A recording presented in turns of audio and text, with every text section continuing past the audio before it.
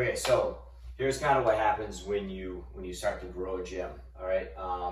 So if we look at trying to bring the gym from zero up to $50,000 a month, you can kind of like look at this chart. You can see what happens with expenses and all that kind of stuff and how it graphs up. I'm going to walk you through that really quick so you can kind of see exactly what is happening kind of at each level. So sort of like in the beginning, what you see is like a lot of gyms will be here, 85-ish members, right? So if you have 85 members, rent is going to be kind of a fixed thing across all these variables here. So you have rent as a kind of a bigger piece of the overall pie, in terms of like the expenses that the revenue has to pay for. So you're gonna have some fixed expenses. That's gonna be like your utilities, all that kind of basic stuff, just general just general expenses that happen as a result of being in business. Then a little bit of payroll, because most people who own a gym aren't gonna coach all the classes, so you're gonna pay some people through payroll, and or just write them checks or whatever you guys do. I obviously recommend doing it right through payroll.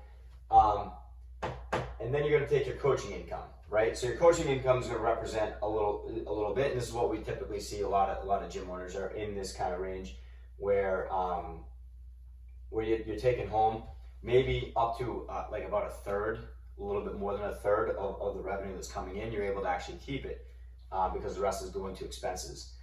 And this is like what'll happen without really any marketing budget. This is what a lot of times you'll see, like a 5% attrition, which means like 5% of the members you had last month canceled. So you still have 95% of your members month over month. But we often also see that a lot of websites can generate a lot of businesses between signage, website, things like that will generate about 5 members a month. So a lot of times people will stay stuck right there without doing any marketing or advertising. And that's great if the coach is pretty happy with coaching a good chunk of the classes and making like four maybe $5,000 a month. If we move over and we want to get to $25,000 in revenue, which the top line is that's nice and everything, but the most important thing is understanding what you're actually making as a result of like the efforts in this business. So again, rent is roughly the same. Fixed expenses remain roughly the same. But the thing we changed is we plugged in some marketing, and by plugging in marketing, we're able to grow the gym. You typically will see this type of growth in 3 to 6 months, depending on how fast you can train people up internally and get them to actually serve your customers better. So we can see this kind of growth in 3 to 6 months, getting to this point. And now we have more members, more classes, and so therefore we're still taking some coaching income. Maybe you're still taking roughly the same coaching income, but you're not coaching as many classes. So now you have a little more free time, not coaching as many classes, but you're doing sales, and instead of paying commissions, you're paying yourself profit. Really, it's commissions, right? Because you did some sales in order to get this to happen. So now you have coaches covering some classes so that you can now have time to sell. And by doing that, you're able to make yourself more income, even while taking on more expenses. And when we look at the risk side of it, we're still dealing with a 5% attrition model here, because we start to have staff who are able to help handle all the other customers and stuff like that. So it's not basically just you dealing with 85 people. You now have some staff that's really able to kind of like help out a little bit more with that. So we're able to keep the attrition number the same, and really to maintain this, we only need about 8.5 new members per month, right? So 8 or 9 new members a month, knowing that we can get 4 to 5 from traditional, like just post, just whatever signage we have, whatever website we have, things like that. We know we can get about half of that through that. That tells us we have pretty low pressure on our advertising, on our marketing. As long as we're putting something into the marketing budget, there is low pressure in order to maintain at this level, right? It's going to be very, very low pressure to maintain that, because we only need to get 4 to 5 from our marketing, right? Maybe 6 or 7. I like everything to be predictable. So like the marketing that we build, it's all predictable. So then anything that we get from our website, we were just like, oh, okay, by the way, we got a couple extra from our website. So we're going to go out, and even at 8.5, that is still low pressure it's a low pressure on our marketing to ensure that we continue to have that. So we look at our marketing budget from 2 perspectives. One, it's an insurance policy to make sure that we have the right amount of members, no matter what. And then number 2, it's a growth strategy. So that we know as long as we're staying here, that's our insurance, that we're staying there. But we're using those same dollars to actually in our marketing budget to not only ensure that we stay where we need to stay, but also to grow to where we want to grow to. So for growth, we have to just basically, we know that we have to add more than that each month in order to grow over to the next stage.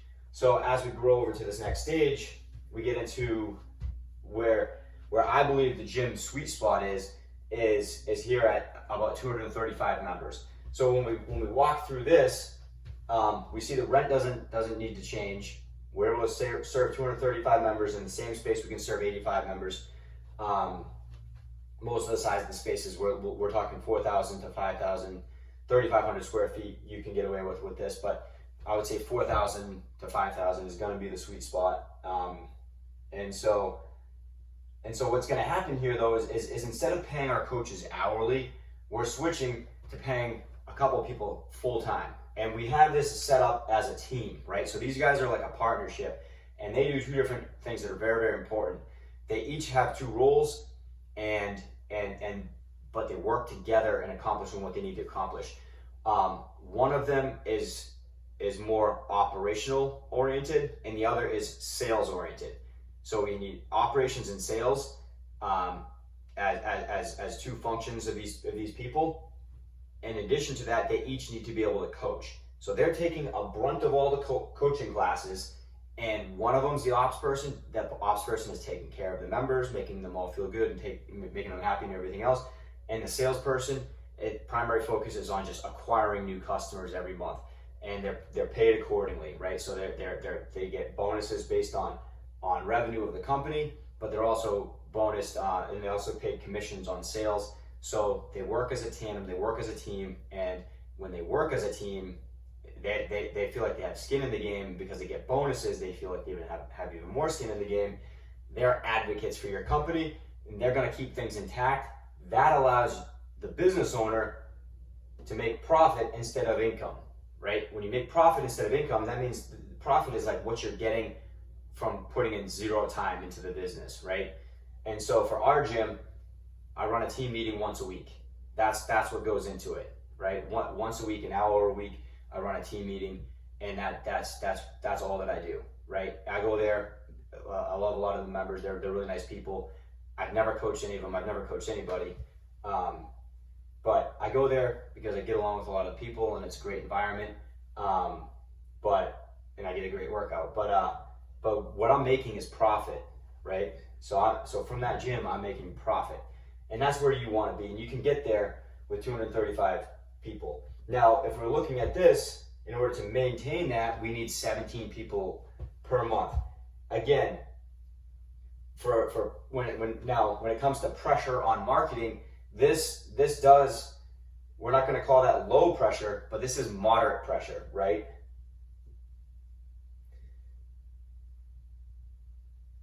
So we have moderate pressure in order to know that we need to acquire 17 people per month through our systems on average, right? So that's going to be moderate pressure. We expand our marketing budget a little bit in order to ensure that can happen. But again, it's moderate pressure. We know that we can make that work predictably, month in, month out. We've tested this for a few years now, and it's consistently worked at this range. When we go out to here and we start busting the seams, what we found is that when we have over 300 people in the gym, now your space requirement, it becomes a lot more difficult to be able to, do the style of training that we want to do. And in recent times, it's been proven that they're like having 300 people in a 4,000 to 5,000 square foot space just is not going to work, for like all the distancing rules that most states have put in now. But let's say we move forward and those distancing rules are lifted. Let's just kind of be cautious, use this as a sign to be cautious, to make sure that we do build a business model that is designed to make max amount of revenue, max amount of profit,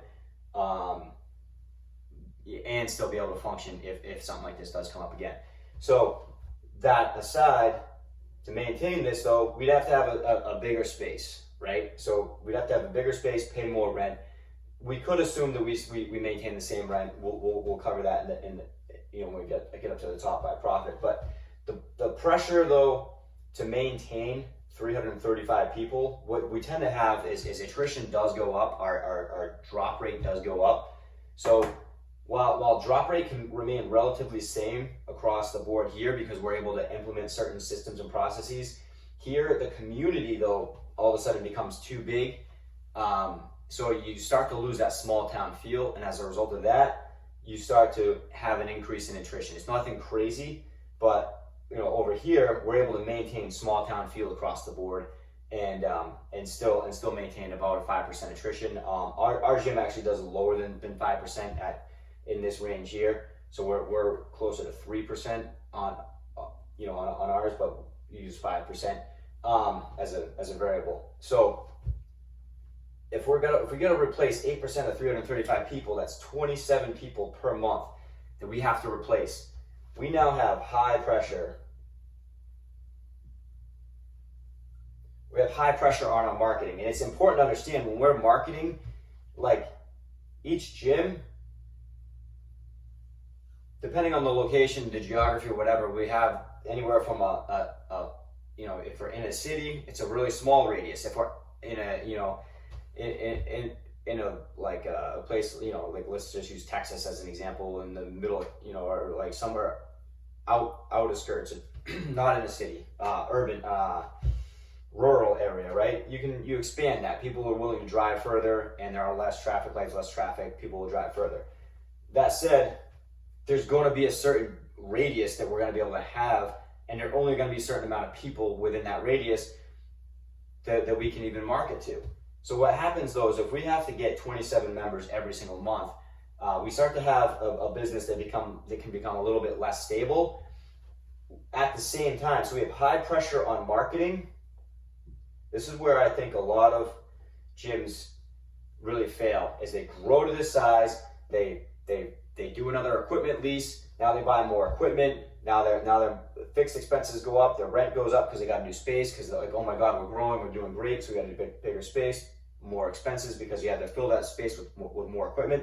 And even if you didn't get a bigger space, you definitely get, like, if we start having classes that are bigger than 20 people per class, you do need to get more equipment in order to serve those people, because they're going to get bored of the programming if you're not going to have equipment that's going to be able to serve that. So we have to really expand the marketing budget. I think this is a conservative description of what expanding that marketing budget would look like.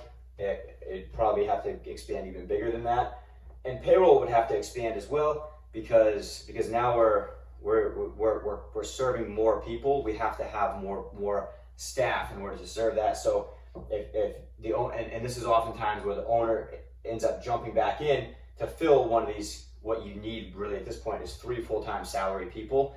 The owner would need to jump in or pay somebody else to jump in. So a lot of times owners like a little bit scared to kind of pay that extra, $4,000 a month as a base. So they'll just jump in and start doing more work. Next thing you know, they find themselves working, instead of a few hours a week in this model, now they're working 30 hours a week in the business. Plus they're dealing with all the stress of owning and running and working on the business. This is where like the profit really starts to shrink. So and you still have profit, right? So there still is profit, right? The profit's still pretty good, pretty close to what it is here, but the amount of stress on the owner, the amount of stress that we put on marketing, the amount of pressure that we put on marketing in order to do this. This is where we start to see a more volatile business that's really hard. It just becomes less predictable, and we now have gotten outside of the sweet spot. So that is why when I'm looking at the gym sweet spot, this is definitely the path for the sweet spot where the stress is at its lowest. You're actually dealing with lower stress here than you are in these models or here, right? Because here in here you actually have to like work in the business. In here you really have to work in the business and basically do everything. So here you really don't have to work in the business at all, with the exception of running a team meeting once a week. But you do want to be actively involved in your community, but involve yourself in a community as a member. Like I'm involved as a member. Our members, they understand that I own it. A lot of them, some of them don't know, but they know that, but they view me as just one of them, and that's how you want to be. That's where you go into that environment, and it feels amazing, right? So, and the money that you're making at that point, that's profit, okay? But it takes plugging in marketing to get the business to where it needs to be, putting moderate pressure on your marketing. You definitely don't want to put high pressure on your marketing. The greater the pressure you put on marketing, the less stable the business. In this case, moderate pressure, that just comes down to, as long as you have somebody who is skilled at paying attention to marketing, paying attention to making sure that you're acquiring customers, that you're able to get that predictably. In this case, even somebody that's skilled, that's like that's their only job is to acquire customers. Even somebody that's skilled in a local market within the radius that we're working in, a skilled person is really going to have to like be super dialed in 100% of the time to make sure that this model is working. Again, a lot of pressure on marketing in order to fulfill on this, to make this thing work. And if things go wrong here, you have a month where you didn't acquire that. Now profit drops significantly. Whereas in this range, you have some wiggle room. And if you had a bad month, you can usually recoup that pretty easily with a very good month the following month. So this is the gym sweet spot. We think it's 235 members, 35,000 in revenue. And when you're at that spot, that's really when the gym is gonna give you the sweet spot in terms of profit. Could you get more out through this system if you really start squeezing things down and doing a lot of different things? Yeah, you probably could get more there, but the amount of stress, the amount of pressure, for some people maybe it's worth it. For me, and being able to be part of my family and do things with my kids and be present with, be able to do sports, do all these other things that I do. This model is incredibly rewarding, and this is what I want to encourage people to do. I just really want to end this message of like this whole thing of like, hitting these $50,000 months. Listen, guys, that's just ego, right? Like that's really what that is. That's it. So just understand where the gym sweet spot is. Understand like the great life that you can have with this, the flexibility, the ability to work from home, go anywhere you want, pretty much. Like do just about anything you want. Like I could run my gym from anywhere that I want, and it's totally fine, right? So that's the gym sweet spot. Hope this was helpful, and any questions, definitely feel free to reach out and ask.